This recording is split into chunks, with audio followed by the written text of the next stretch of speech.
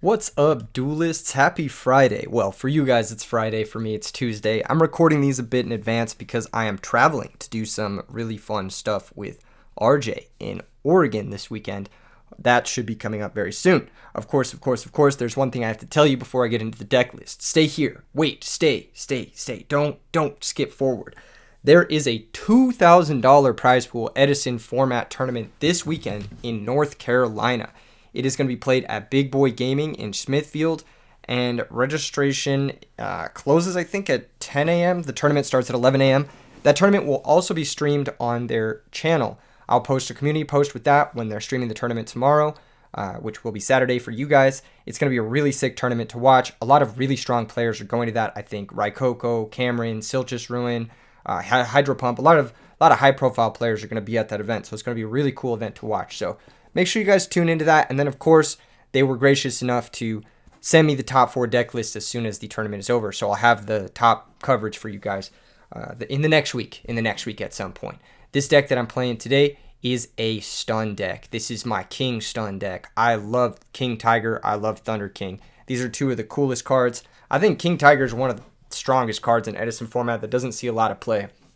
I think monsters that have built-in effects are, generally speaking, pretty insane. And by built-in effects, I mean like built-in kill spell, kind of. King Tiger's kind of a kill spell, if that makes sense. Fossil Dyna's kind of a kill spell. DD Warrior Lady is a kill spell, and Thunder King's a kill spell. While Breaker isn't necessarily a kill spell, he is an auto +1, which is really strong. Banisher the Radiance is auto Macrocosmos, which is really strong as well. Combos nicely with Burden of the Mighty. Normally, some of these cards, Fossil Dyna, Banisher, Breaker, etc., they're pretty weak. Even King Tiger, to some degree, has a pretty low stat line for the bar in Edison format. Burden of the Mighty does a great job at making sure your opponent can't just run over your monsters with their slightly bigger Laquari or Shura or Bora or something of that nature. Smashing Ground helps you get through Caius. Book of Moon is kind of like a 4th copy of that. Bottomless Trap Hole helps you deal with really big monsters that Burden can't even deal with. Mirror Force, Solemn Judgment, of course, standard. Double Starlight Road, gotta protect your Burden of the Mighty. Bringing out Stardust Dragon's very powerful too. Triple D Prison, gotta protect your Banisher if you don't draw Burden. That's the way you gotta do it. Dust Shoot, of course. Call of the Haunted, kind of a fast summon in this deck. You can use it to build your own vanities with Fossil Dyna, or you can use it to bring out King Tiger or Thunder King to interrupt your opponent's plays, or build your own Macrocosmos with Banisher. I can't even speak today. Build your own Macrocosmos with Banisher the Radiance. Call of the Haunted is a very underutilized tool, I think, in the metagame in these types of stun decks. It's actually pretty insane in the mid to late game. 1 Royal Oppression, because we don't really want to brick on it, and it can also conflict with our Call and our Cyber Dragons. And then 1 Trap Hole, which is basically bottomless number 3 with Banisher in play. Sideboard, we've got Gale, we've got Trigodia. These cards can come in when maybe Breaker's not that great against like Frogs or something.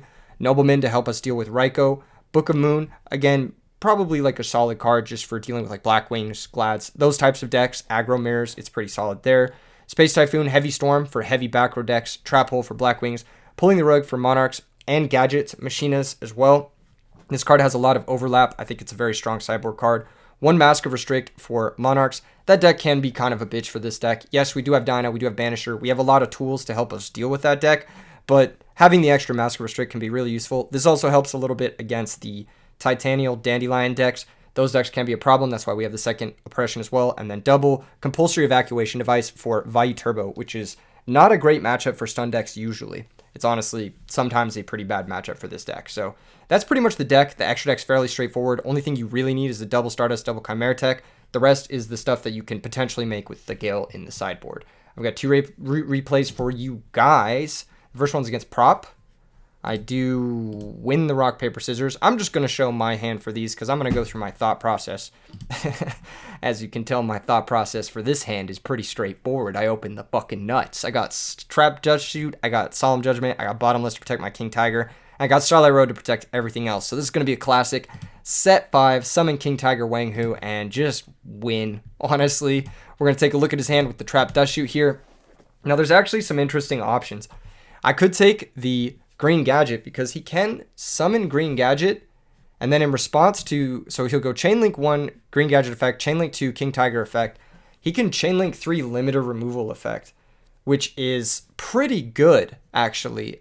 It would actually kind of screw us up here pretty hardcore. We'd be forced to Solemn Judgment the Limiter Removal, which is pretty strong. So we could take the Green Gadget here, But I figured my opponent might not go for that type of play. I figured he might not understand that that's obviously the line here. So I'm going to take Cyber Dragon. The reason I'm going to take Cyber Dragon is we have Trap Hole for Doom Cal 1 and we have Bottomless for Doom Cal number 2.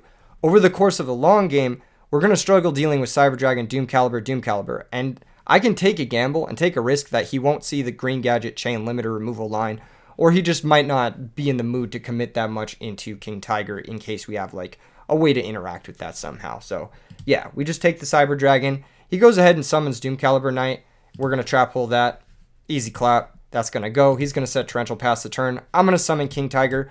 He can't Torrential here. He can't Torrential because if I flip Starlight, he does just lose. He goes for the Torrential. I do flip the Starlight, and yeah, he does just lose. So we go to the next game. In the Stun Mirror, I do like to side in, hiding the hands there. I do like to side in a fashion where we bring in the stuff that I know is going to be good at getting us card advantage. A lot of what the Stun Mirror is going to be is like a fight over who drops to 0 cards first. So I need Pulling the Rug to stop him from getting his easy +1s on gadgets. I need Heavy Storm to stop him from like set 5 against me. I need Space Typhoon, again, to help deal with those back rows so I can force through my +1s. And then I do need stuff like Trigodia, which can outclass him, serve as pseudo card advantage. Maybe Compulsory is a consideration because I can compulse my own Breaker to net +1s. But for the most part, those are the cards I'm looking at. The cards I'm not looking at, Burden of the Mighty, it's not very necessary against the gadget decks. King Tiger already kills most of the monsters. And Fossil Dyna in the Stun Mirror doesn't really kill a lot. He's got Cyber Dragon, which can be a problem for my deck, but most of my kill spells deal with it. So yeah, it's generally just weak. It gets run over by all the gadgets. It's not ideal. So I think what I did was I sided out 2 Burdens, 2 Fossil Dynas, Royal Oppression, and might have been a Starlight Road. I brought in Space Typhoon, Heavy Storm, double Pulling the Rug, probably Gale and Trigodia is what I think I brought in. I think I brought in those 6 for those 6. I left in 1 Dyna. It's just random Dyna, random Burden, and then yeah, pretty much straightforward. Left in the 1 Starlight Road to help deal with Torrential and Mirror Force, which can come up. In this game, we open up with the Gale. That is one of the cards I sided in. Gale can help us deal with Cyber Dragon in a way that Fossil Dyna could, but it can do it proactively by attacking. Gale's awkward to main because it does conflict with King Tiger, but it's still such a powerful effect that you do have to consider it when building this type of deck. He summons Doom Caliber Knight and then sets a back row and passes a turn. Now we have a lot of options into this Doom Caliber Knight. We can trade for it in a bunch of different ways. The way I want to trade for it though is I want to trade for it while eating his battle phase. So I can gain a lot of value by just setting DD Warrior Lady and setting D Prison here. Because my opponent can't summon a monster before main phase 1 unless it's like a gadget or another Doom Cal, which are both pretty bad when he already has a Doom Cal active. Let's say he summons another Doom Cal. One of them attacks into DD Warrior Lady. I get a 2-for-1 because both Doom Caliber Knights are mandatory. They have to respond directly to the DD Warrior Lady. One will resolve without effect. The other one will negate the DD Warrior Lady, but it'll be a 2-for-1.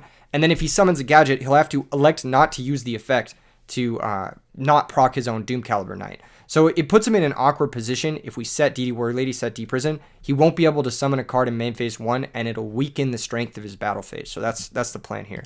I set DD Warrior Lady, set D Prison, and that's exactly what happens. He can't summon a monster main 1. I'm able to D Prison the Doom Caliber Knight. He's going to go summon Yellow Gadget, search for Green Gadget, and then pass the turn after setting a back row. So now here I get my opponent pretty good. I pick up one of my Pulling the Rugs, which is great. That's going to pick up his follow-up gadget. While he does have more cards than me, I have access to a couple of really strong +1s and a Floodgate in my hand. So Pulling the Rug, it's not quite a +1, it's a 1-for-1, but it would stop a +1. So I'm kind of treating it as a +1. And if I can get a +1 by battle here, that's another pseudo +1. So Breaker is representing a +2. Assuming he doesn't have Bottomless Trap Hole for my Breaker, I can summon it. I can get the +2. I can pop a back row and then I can kill the Yellow Gadget with it. That being said, if there is a Bottomless Trap Hole, which is public enemy number 1 of Breaker next to Book of Moon, of course, I want to try and bait it first. So I'm going to flip my DD Warrior Lady. And here, my opponent goes for Bottomless Trap Hole because he knows that if I just don't attack with this DD Warrior Lady, he can't really attack into it effectively. So he has to remove it here. So he spends his Bottomless Trap Hole, and the bait worked perfectly. I'm able to summon Breaker. I'm able to pop his back row for free and run over the Yellow Gadget for free. now I have the card advantage. So now I have the advantage in the matchup. And this is exactly the type of situation you're trying to initiate. You're trying to initiate you having more cards in the stun mirror because it means you're going to hit the top deck moment later than your opponent.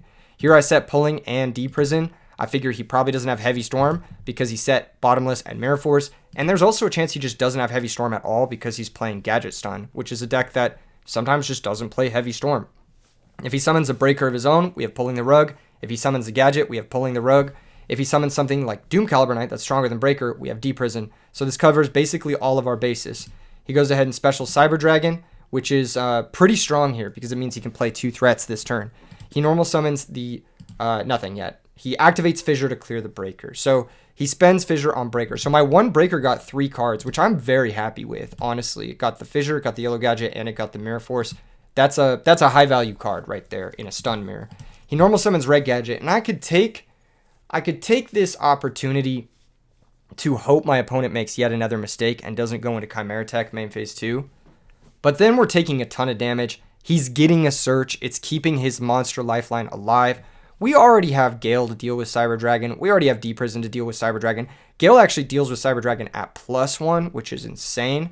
So again, I'm going to go for the card advantage play here. I'm going to cut off his +1 with Pulling the Rug. I'm going to stop the Gadget here.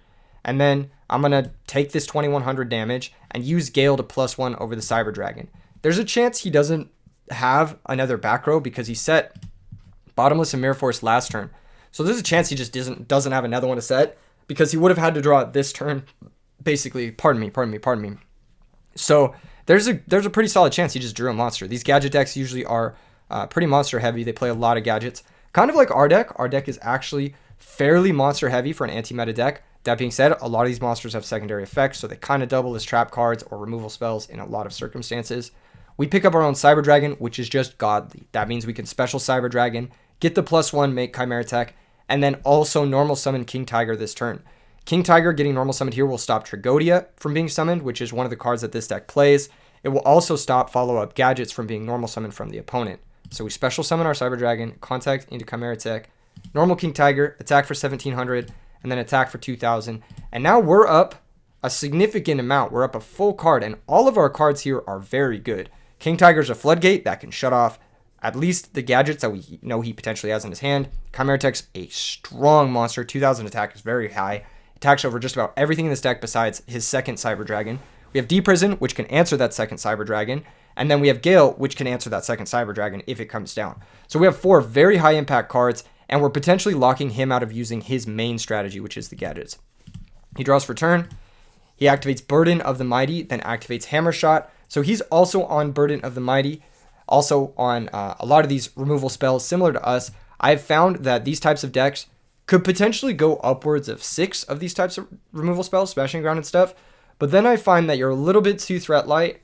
You have to oftentimes eat into your Fossil Dyna, oftentimes eat into your Breaker, and I really do like having the threats, the more proactive monsters in some matchups. I think having 20 monsters is solid. Potentially, it's not as good as just having an extra removal spell here over one of the Dynas. That's something you could argue. 19 monsters could be a more optimal number, mathematically speaking. I haven't really run it. I have enjoyed the ratios of 20 monsters, however. Hammer Shot's going to clear the Chimera Tech, and he's forced to set a monster. Passes the turn. So now we don't really have a great way to attack into a set monster. Let's say it's like a Deity Warrior Lady or something, or a Doom Caliber Knight, or a bunch of the other monsters that this deck could play. We don't have a great way to attack into it. Our King Tiger is only 1300, which is not very strong. That's not going to get over a lot of things.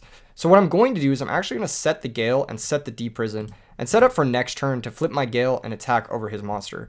If it is a green gadget, for example, if it is a gadget monster, red gadget or green gadget, red gadget's another monster we can't attack over here with King Tiger, so another reason to just pass. He can flip it this turn and try to attack our King Tiger, and that will give us value out of one of our 2 Deprisons. So that's pretty much what's going to happen. He's going to flip, he's going to attack. We're going to be able to Deprison the green gadget. Main phase 2, he normal summons Thunder King, which is perfect because Gale will be able to deal with that effectively. We draw Mirror Force, which would be pretty good if we had to fend off this Thunder King. We'll flip the Gale, have the Thunder King attack with King Tiger, run it over, attack directly with Gale. And we could synchro main phase 2, but I like not to. The reason being is we have stuff to defend our monsters, and if the opponent top decks a single removal spell, Fissure, Hammer Shot, Smashing Ground, Hammer Shot tells me they're playing at least 3 Fissure, 3 Smashing Ground, because this is worse than Fissure and Smashing Ground, since it can destroy your own monsters. They're playing at least 7 removal spells here. If they top deck 1 and I synchro, that gives them top decks that completely stabilize for them. Whereas if they just top deck 1 removal spell right now, it's maybe killing the Gale. Let's say they top deck Fissure, or Smashing Ground, they kill the King Tiger, but they're not killing the other monsters, so I still have pressure, which is good.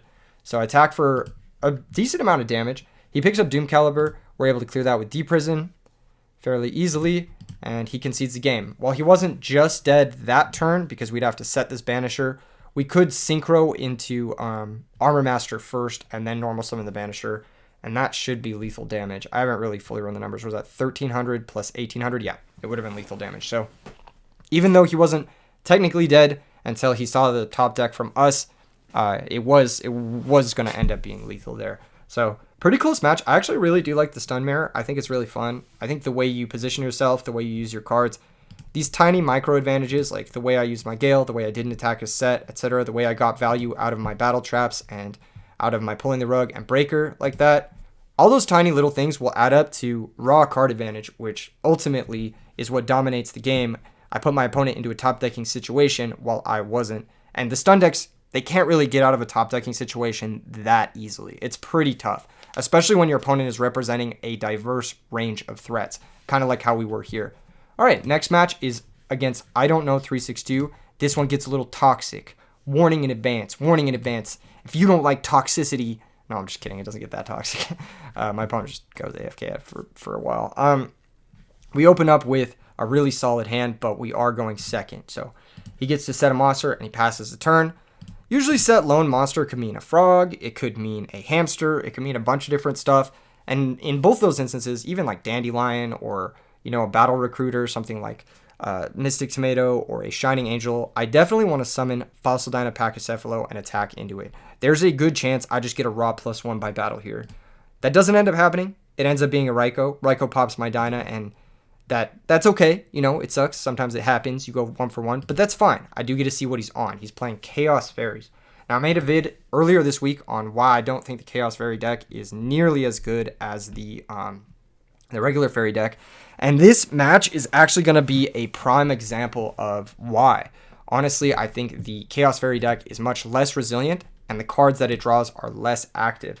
It'll struggle to keep up with the raw card quality and 1 for 1 or eventually amass that +1 advantage versus the stun deck in a way that the regular Fairy deck definitely has an easier time doing, particularly with Freed, multiple copies of DD Warrior Lady, Book of Moons, etc. Cards that definitely add up. Bottomless Trap Holes, Mirror Force, Solemn Judgment, Brain Control, those types of cards. I think the Chaos Fairy deck plays Brain Control, but I could be wrong. I think it does. Instead, you have these dead cards. You have Caius, you have Chaos Sorcerer, you have Battle Fader that kind of sit dead in the hand that make it difficult for your deck to really function. Anyway, we set 3 and pass. The reason I set 3 is because I can't really afford to get Heavy Stormed if I just set 1 anyway, because if he's able to stick a Shining Angel or back-to-back Shining Angels, I'm going to cry. So we'll just pass the turn. He summons Dimensional Alchemist. He activates Dimensional Alchemist. He mills over a Caius, confirming he is playing basically Carpath's Chaos Fairy list. He attacks with Dimensional Alchemist, and I deprison it. And the Dimensional Alchemist goes goodbye. I draw for turn. My opponent has no summons, no plays. He's kind of stuck with his Caius in hand instead of a trap card, something that would be very useful at this moment. I go ahead and summon Thunder King. Because I have Mirror Force, I'm not really scared of Gores. I'm just going to attack directly with Thunder King. If he has Gores plus Caius, that's a little annoying, but I can still just Solemn the Caius and then Mirror Force to Gores, and I can be somewhat stable while at least getting in some damage. And then I can also set this Bottomless Trap Hole here as well. Here comes Shining Angel. He does pick up Battle Fader, which can convert this Caius into a real card, but it's just awkward, It takes so much time to do it, and then you have to spend a full turn doing nothing, summoning Battle Fader, sacking for Caius, and that's just going to get you 2 for 1 into Solemn Judgment, which is just not where you want to be ever, especially with these types of low to the ground decks. I Mirror Force the Shining Angel. Again, I don't want to let him get to 4 fairies for Christia and force me to negate with my Thunder King. I just don't want to deal with this Shining Angel garbage. I don't want him to have Honest and just run over my Thunder King for free, making it very difficult for me to negate Christia later on. Blow up the Shining Angel, he passes a turn, and now I pick up King Tiger, which is excellent. This is going to be my counter to most of the monsters he can summon here. Battle Fader for 1, Shining Angel, Dimensional Alchemist, etc., etc. King Tiger is an absolute house in this matchup. So I'm going to summon it, I'm going to attack for 17, and then attack for 19. Now my opponent makes an error here he can drop Battle Fader, and King Tiger will start a chain. So King Tiger, because of this colon here, it does start a chain. And when it does activate on that summon, he can activate Herald of Orange Light, pitching his Christia to negate the King Tiger and destroy it. Otherwise, he's just kind of in a tough spot. He's forced to do some pretty awkward stuff to play around the King Tiger anyway. So he takes the 2 hits, and we pass the turn. He doesn't use the Battle Fader. He picks up Trap Dust Shoot. Little late here in the stun matchup. Again, kind of awkward, but Trap Dust Shoot would be played in the other version. So yeah, again, you just want live cards. You just don't want Caius. You don't want Battle Fader. You want your removal spells. I think they go a long way in this type of deck from preventing shit like this from happening. Anyway, he normal summons Herald of Orange Light, tries to go to the battle phase, but King Tiger activates on the summon. He could have normal summoned Honest here and then used Herald to negate it, or he honestly could have just set his Honest and he would have been fine. But he elected to normal summon Herald of Orange Light, basically forcing his own hand. He tries to return it to his hand. I'm like, question mark? No. You summoned it and you went to the battle phase. You knew what you were doing. That's a mistake. You got to send that to the grave. Here he tries to special summon Christia and activate it, but I say nope. We're going to negate with Thunder King. Christia's going to drop to the grave. He's going to set Trap Dust Shoot and pass the turn. We're going to pick up DD Warrior Lady. I'm going to summon it and I'm going to attack with both. And now he no longer has the Herald to negate the King Tiger and he loses the game. He didn't get value out of his Battle Fader. He didn't get value out of his Caius. They kind of just sat in his hand while he died. He could have set Honest to try and buy some time on the last turn there, build up for a more resource-intensive push, but instead he just got a little antsy. He tried to use Herald plus Honest to out my cards, and that's just not where you want to be with the Fairy deck. You have to understand when you can play passively and when you can play aggressively. Just throwing away your cards into back row, just throwing your cards away into like onboard floodgates, that can be pretty messy, especially if you have stuff rotting in your hand like Caius, etc. In this game, I go second again, which is, always tough, especially because like you really do want to stick your dudes in this matchup. I think I don't remember how I boarded. Let's talk about how I boarded in this matchup, because I think that can be kind of interesting. So I left in the Dynas because they're good, obviously. I think I boarded out some of the burdens, if not all of the burdens, because King Tiger already kills everything besides DD Warrior Lady, but the Chaos Fairy deck only plays one DD Warrior Lady. So I really have to trade for that one DD Warrior Lady, and then I'm good for the rest of the game, more or less. So King Tiger is pretty fucking good versus everything else. I think I sided out the burdens. I brought in the Noblemans. I did bring in Tragodia. I did bring in Space Typhoon and Heavy Storm to help deal with Royal Decree. I boarded out Starlight Road. I boarded out Call of the Haunted because Tragodia is basically our extra version of special summoning that doesn't lose to Decree, which the Chaos Fairy deck does play. And I think I boarded in the Trap Hole 2 over Book of Moon. I've said in the past I don't really like Book of Moon versus Fairies. I think it doesn't really accomplish much. Oftentimes you're like booking a DD Warrior Lady, a D-Alk, or a Shining Angel, and that's just like not a really good place to be, honestly. It only stops like brain control, and that's about it. Yeah, you can book Christia and then special summon, but I don't really special summon all that much with this deck anyway, so it's not really worth it. I think I boarded out the Burdens, the Book of Moon, the Call of the Haunted, and one Starlight Road. I brought in Space Typhoon Heavy to deal with Royal Decree. I brought in Tragodia, and I think I brought in Trap Hole as well. I think that's how I sided. I might have sided in Gale too, but I'm pretty sure that's how I sided. Anyway, he reveals he is on Mind Control. Mind Control is really good with Cyber Valley and with Herald of Orange Light in this deck, so if you're playing both those cards, Mind Control can be really powerful. He still has the Battle Fader and the Caius. He has Torrential Tribute plus Shining Angel, and his draw for turn is another Shining Angel. Now here he sets Shining Angel and sets Torrential Tribute. This is interesting. This is an interesting moment because you do set Torrential behind Shining Angel, so you know that you're going to have to blow up your own Recruiter at -1 if I am to do something to force this Torrential. I normal summon Breaker, and he does activate the Torrential. I think at this moment, you kind of just have to accept your losses. I think you have to understand that Torrential's going to get destroyed, but it doesn't matter because Shining Angel's so good anyway. If I pop your back row and I attack into your Shining Angel, your deck is functioning as intended. You get Dimensional Alchemist into play, you can banish the top card, you can run over my Breaker into a bunch of different threats. You're pretty happy about that. You could even sack it for Caius. You could grab Herald. You could Mind Control. You basically turn on your entire deck by resolving this Shining Angel. So you kind of just have to take the L here and let your Torrential get destroyed. I think going this far as to blow up both of these cards makes me a very happy camper, because if my breaker is trading for a Shining Angel and a Torrential Tribute, I am super, super, super fucking happy about that. Like, that's just like, honestly, a best possible situation for a breaker is if it's killing their best card, which is Shining Angel, tutors everything in their deck, and also killing their best trap card, which is Torrential Tribute. So I'm like, all right, best possible breaker, the Magical Warrior. So definitely opponent making an error there, which is not a slight against the deck, but a slight against the opponent's play. I set Trap Hole and I pass the turn. Opponent top decks Space Typhoon and slams it into play. So you can play around Heavy Storm, but you can't play around Space Typhoon. It is sometimes a 50-50. So yeah, he's able to stick his Shining Angel here and attack me for 1400, and we are forced to take that damage. We do have Deep Prison to deal with this later. We have Smashing Ground to deal with this later. So it's not that big of a deal. And then we have Royal Oppression to help deal with like Christia, Chaos Sorcerer, that kind of stuff. So this game should be pretty good in our favor as long as we can find a monster. Next turn we draw DD Warrior Lady. Amazing monster to find. One of the best monsters in the format and in the game at the time. I think it's up there. It's like definitely top 5 for me. This card's so fucking good. Backbone of almost every single deck I want to play in this format, honestly, DD Warrior Lady, because it's just so nasty. Your opponent can be like kind of pressing an advantage, and all of a sudden a DD Warrior Lady just completely stops it. Anyway, we smash and ground the Shining Angel here, and then we attack directly for 1500. The opponent does activate Battle Fader, and I'm like, damn, maybe I should have waited on the Royal Oppression, because now he can Fader Caius my DD Warrior Lady. But that being said, it's still only a 2-for-2 into Bottomless Trap Hole, and I'm pretty happy with those trades, considering I have a Floodgate and a Deep Prison for his next Recruiter.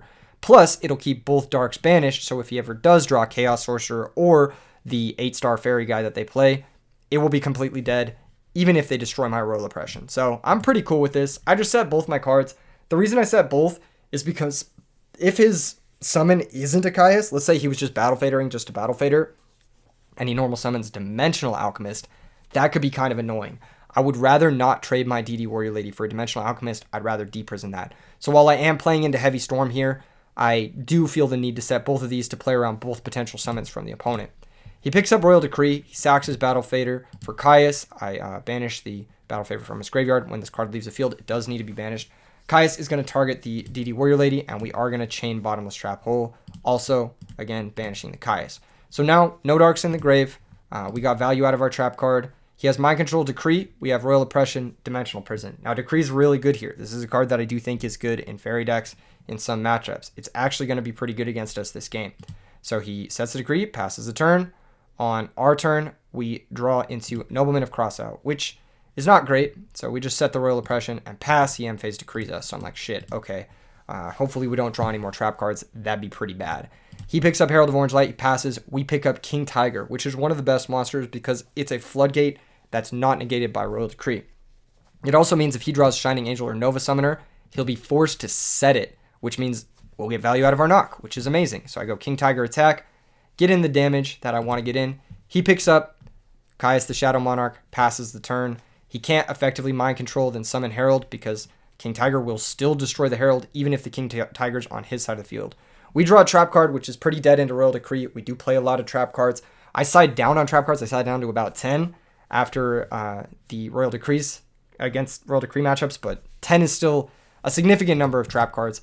And we've drawn 1, 2, 3, 4, 5, about half of our trap cards here, which is a little bit more than expected in the top 10, but still, we do play that many trap cards, and it's very likely that you can get flooded out like this against Royal Decree. We attack for 1700. I don't feel the need to set the Solemn here. There's no real reason to. It's just negated anyway by Royal Decree. So, yeah, no reason to commit even more into a potential Heavy Storm from the opponent. He draws Book of Moon, which is actually a pretty great draw for him here. He can book the King Tiger. He can summon Herald. He can Mind Control my King Tiger, and now I'm in a terrible spot. Mind Control showing its power here. Book of Moon showing its power here. And, of course, Royal Decree showing its power here. Herald gets summoned. He flips the King Tiger. Since that's the way this is ruled, you can do that. And he's able to synchro into Goyo Guardian and hit me for a shitload of damage. So I need to draw something either this turn or next, or I'm completely cooked. I need either Breaker or Space Typhoon or Heavy Storm, even though Heavy Storm does kill both of my back row, unfortunately. I still need a way to clear the Royal Decree somehow. Or Fossil Dyna. So I have 6 in the monsters. I have 3 Dyna, 3 Breaker, 7 Space Typhoon, and then 3 Smashing Ground as well. I think I might have used one of my Smashing Ground already this game. Yeah, I used one, so 2 Smashing Ground, so that's 9 outs, and then I don't remember if I sided in Gale. God, this is so frustrating. I'm like trying to look at my deck. I should just pop out the thing, shouldn't I?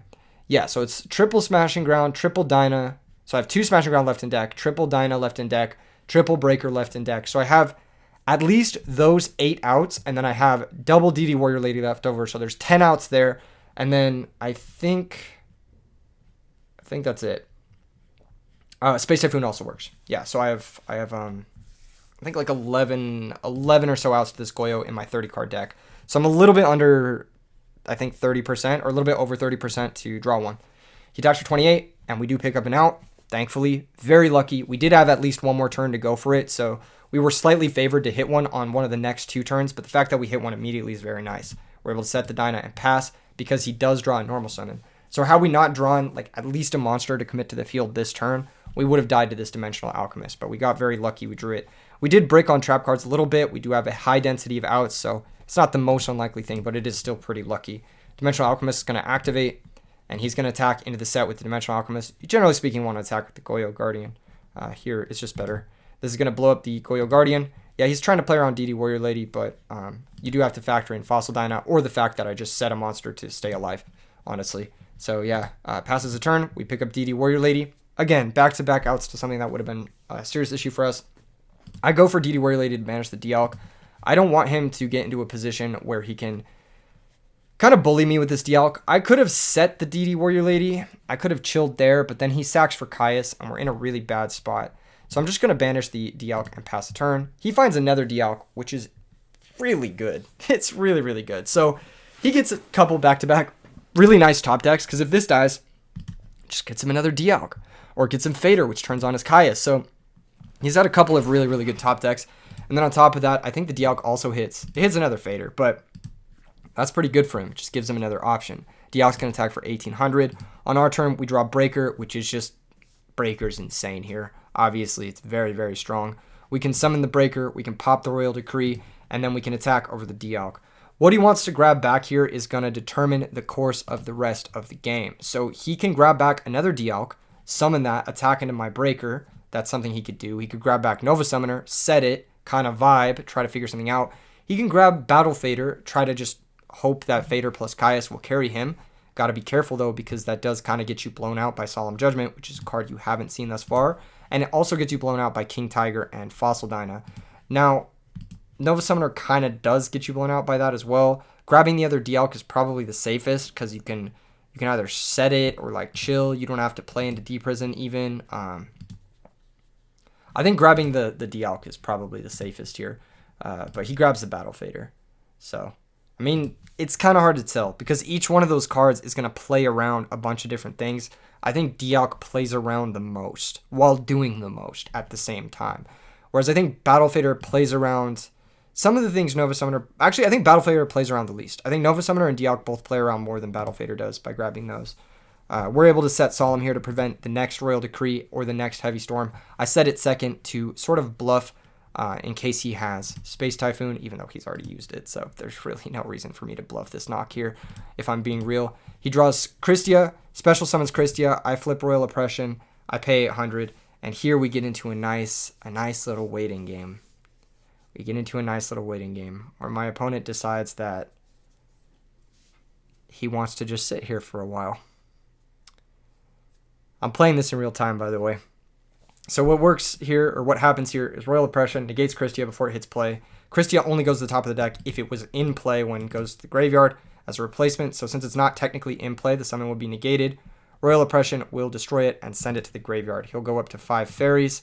Royal Oppression is also shutting off the Battle Fader. As you can see here, I say it goes to grave, telling my opponent. Opponent not really communicating with me at all. Not telling me where he's at, not telling me what's happening. And I say, because it hasn't resolved yet. Just informing my opponent how this interaction works. Opponent still not doing anything. Still not doing anything. Still just waiting. Man, this is so rude. This is so rude. It's frustrating too, because like, this guy's playing a deck that like I've worked on a lot. The fairy deck, it's a deck that like was the one who came up with Mind Control and Cyber Valley to play in it. I was the one who came up with playing Christie on the deck to begin with. And then Carpath is a friend of mine, and he worked on this deck and won a tournament with it, which is like very impressive in its own right. So like this is a deck that me and my friends have worked on. This is a guy who is taking our work and then coming into a match to play against me, and then on top of that, like just being insanely disrespectful versus me, using my own creation against me. It's like really frustrating experience.